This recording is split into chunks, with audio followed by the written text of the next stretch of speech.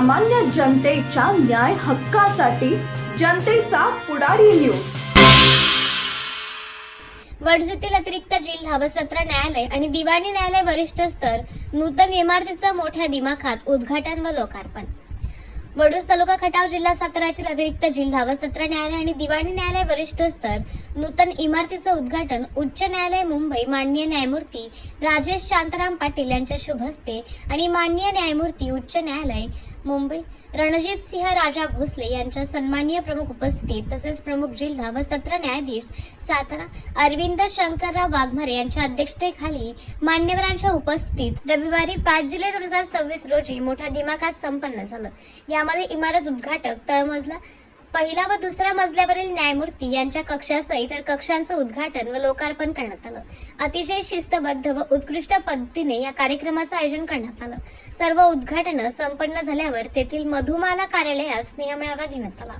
यामध्ये दि वडूज बार असोसिएशनचे अध्यक्ष ॲडव्होकेट प्रदीप गोडसे यांनी न्यायालयाच्या नूतन इमारत संदर्भात तसेच व्यवस्थापनासंदर्भात परिपूर्ण माहिती दिली।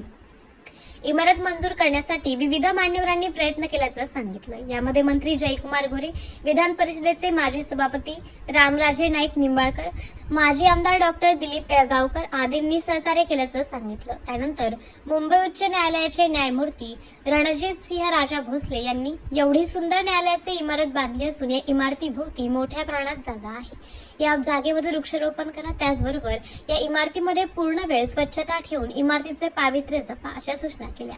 कार्यक्रमाचे उद्घाटक मुंबई उच्च न्यायालयाचे न्यायमूर्ती राजेश पाटील यांनी उपस्थितांना सांगितलं की या नूतन इमारतीमध्ये खूप चांगल्या पद्धतीच्या सोयी सुविधा तसेच विविध प्रकारची दालने बनवण्यात आली असून इमारत खूपच सुंदर आणि आकर्षक आहे।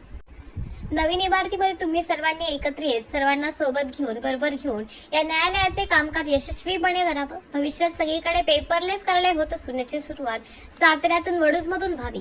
पेपरलेस कार्यालय प्रथम होण्यासाठी सगळ्यांनी प्रयत्न करावेत, म्हणजे सातारा जिल्ह्याचे नाव संपूर्ण राज्यात होईल आणि या जिल्ह्याचं अनुकरण सातारा पॅटर्न म्हणून सगळीकडे केलं जाईल।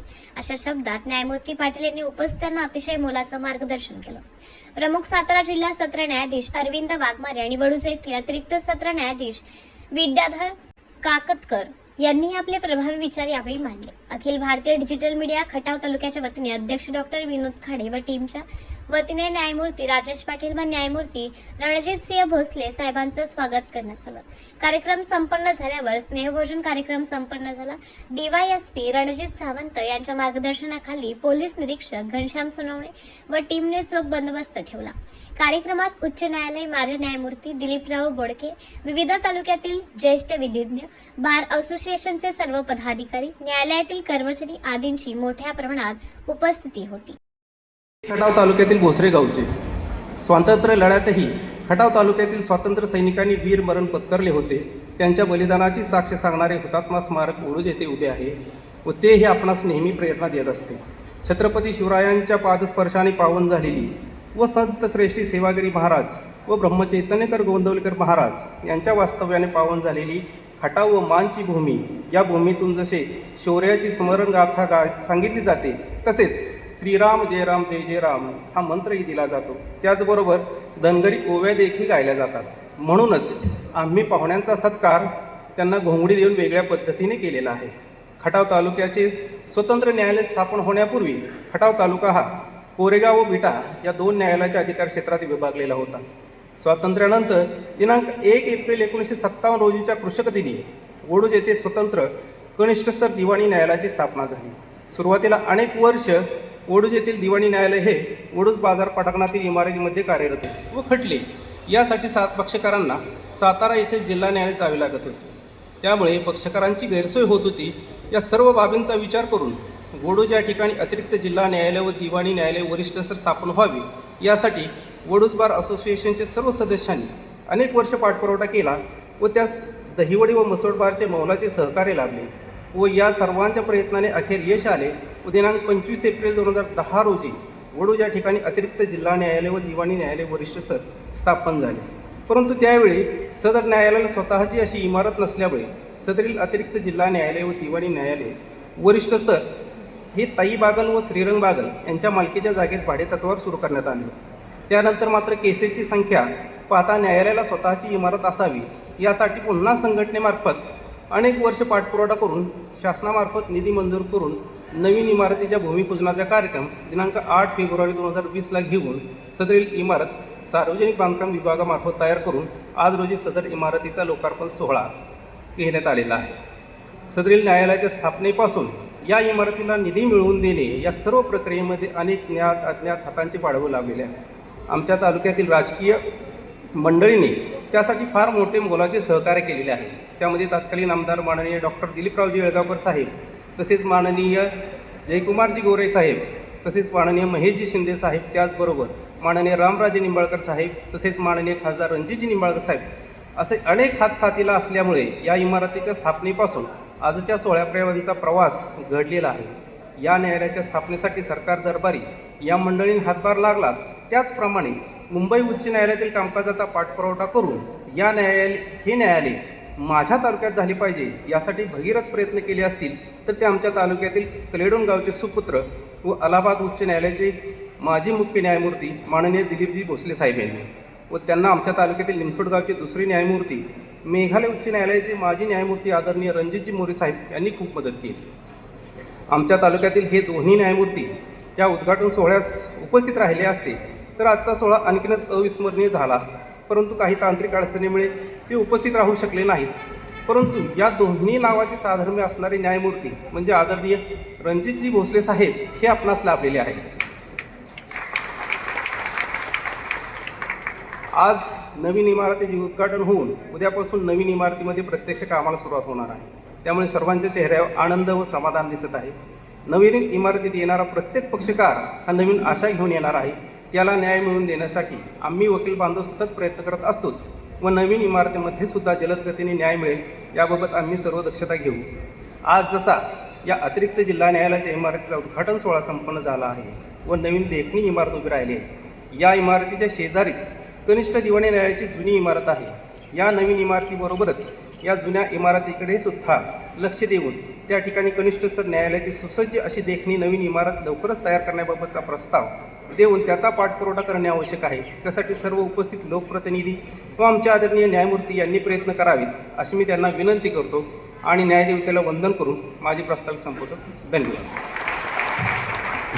एवढी सुसज्ज आहे, हवेशीर आणि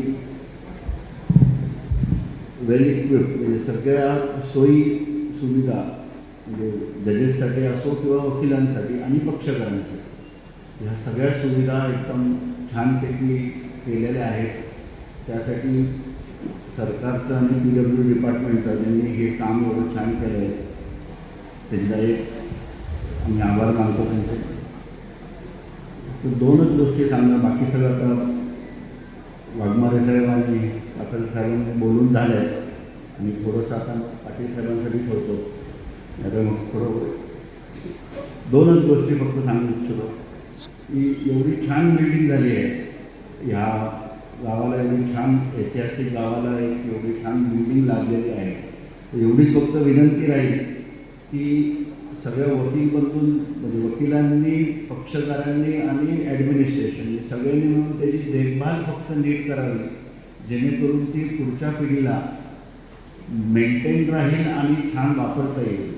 एवढी एक रिक्वेस्ट. दुसरी, जेवढी जमेल तेवढी झाडं लावायचे, कारण का आपलं आता बरं वाटतं पाऊस पडला आहे, पण दुष्काळ उन्हाळ्यात जेव्हा आपण इकडे येतो तेव्हा खूप त्रास असतो. म्हणून जेवढं जमेल तेवढं एवढं छान तुम्हाला कंपाऊंड आहे, एवढं मोठं कंपाऊंड आहे आणि जागा भरपूर आहे, तेवढ्यासाठी एक छानपैकी झाडं लावा आणि ह्याचा उपयोग करा, वापर करा, जेणेकरून पक्षकारांना त्याचा उपयोग होईल. आणि PWD डिपार्टमेंटला फक्त एकच रिक्वेस्ट राहील आमची, जी आता जुनी बिल्डिंग आहे तिचं पण जरा मेंटेनन्स, क्लिनिंग आणि ॲटलिस्ट पेंटिंग करून दिलं तर डिपार्टमेंटला आणि ॲडमिनिस्ट्रेशनला जरा खूप उपयोग होईल. धन्यवाद. काम करायचं कोर्टात भांडता हा वेगळा भाग, पण अदरवाईज सर्वांनी मिळून काम करायचं आणि सर्वांनी एकत्र वर येण्याचा प्रयत्न करायचा आहे. आणि ते प्रयत्न असा करायचा की तुमचा शेवटच्या पायावर असलेला जो वकील असेल तो जेव्हा तुमच्याबरोबर वर येईल तेव्हा तुम्ही सर्वांनी एकत्र मिळून काम केलं याचा खऱ्या अर्थाने उद्यापासून तुम्ही नवीन बिल्डिंगमध्ये असाल. नवीन बिल्डिंग जात असताना माझे जे ऑफिसर्स आहेत, काकतकर साहेब आहेत, बेग मॅडम आहे तिकडे, आणि मला वाटतं 1-2 अजून कमी आहेत आपले बहुतेक वेकंट आहेत पोस्ट. या सर्वांना तुम्ही कॉपरेट करा. आणि तुम्ही कॉपरेट का कराल तर त्याचा एक फिगर आहे की माझे ऑफिसर ते काम करतात तिकडे, त्यांचं आपल्याला एक आकडेवारी आहे. ती थोडीशी नेटवरनं काढली तर आकडेवारी अशी आहे, डिस्ट्रिक्ट जजची लास्ट इयरची आकडेवारी अशी होती, पर्सेंटेज वाईज 101%. 101% म्हणजे समजा नवीन 100 दावे दाखल झाले तर 100 दावे संपले, म्हणजे चालून संपले. पेंडन्सी राहिली पण 101 म्हणजे 1% तो वर गेला. त्याच्यानंतर सिव्हिल जज ज्युनियर डिव्हिजन यांची लास्ट इयरची आकडेवारी पर्सेंटेज वाईज 216 आहे. 216 म्हणजे निदान 100 दावे जर नवीन आले तर 200 दावे संपले. त्यामुळे फिगर खूप छान आहे. आणि तिसरं म्हणजे आमचं सिव्हिल जज सिनियर डिव्हिजन. सिव्हिल जज सिनियर डिव्हिजन लास्ट इयरची आकडेवारी आहे 504%. 504% म्हणजे जर 100 दावे दाखल झाले, संपले दावे 500, म्हणजे पेंडन्सीमध्ये आणखी 400. आपली रिक्वायरमेंट आहे आणखीन ॲटलिस्ट एक सिव्हिल जज ज्युनियर डिव्हिजन म्हणजे ते मॅजिस्ट्रेट लेवलला काम करतो, आणि जर जमलं तर 2, आणि एक डिस्ट्रिक्ट जज. अशी आपली रिक्वायरमेंट आहे. आम्ही प्रयत्न करतो, जेवढं जमेल तेवढं आपण प्रयत्न करू. आणि जर अपॉइंटमेंट झाले, ही जी टक्केवारी आहे ती किती पट्टांनी जाईल तर आपण पाहूया त्याच्यानंतर पुढच्या वर्षी काय होतं. त्याच्या व्यतिरिक्त एक भाग आहे की मागच्या एका भाषणामध्ये मी बोललो तो आईने की महाराष्ट्रातला पहिला जिल्हा असा असेल की जो पेपरलेस म्हणजे नो पेपर तो आपला जिल्हा असेल. आणि तो तालुका कुठला असेल, खटाव तालुका. आणि काकतकर साहेब तुम्ही ऐकता, तुम्हाला नुसतं खटाव तालुका करायचा नाही, हे तुमचा पहिला स्टेप आहे. आपल्या तुमच्या वाघमारे साहेबांबरोबर बसून आपल्याला पूर्ण सातारा असं करायचं आहे. केरळ अदरवाईज केरळची खूप चांगली प्रगती आहे याच्यामध्ये, पण आसाममध्ये त्यांनी आता केलेलं आहे की तिकडे त्यांनी नंबर 1 त्यांनी ऑल एव्हरीथिंग पेपरलेस. असं आहे की आपल्याकडे थोडा इंटरनेट विजेचा प्रॉब्लेम आहे, त्या गोष्टी आहेत. तरी पण आपल्याला आपण प्रयत्न करूया की महाराष्ट्रात नंबर 1 सातारा. मग त्याच्यानंतर Satara pattern will be followed everywhere. Thank you very much.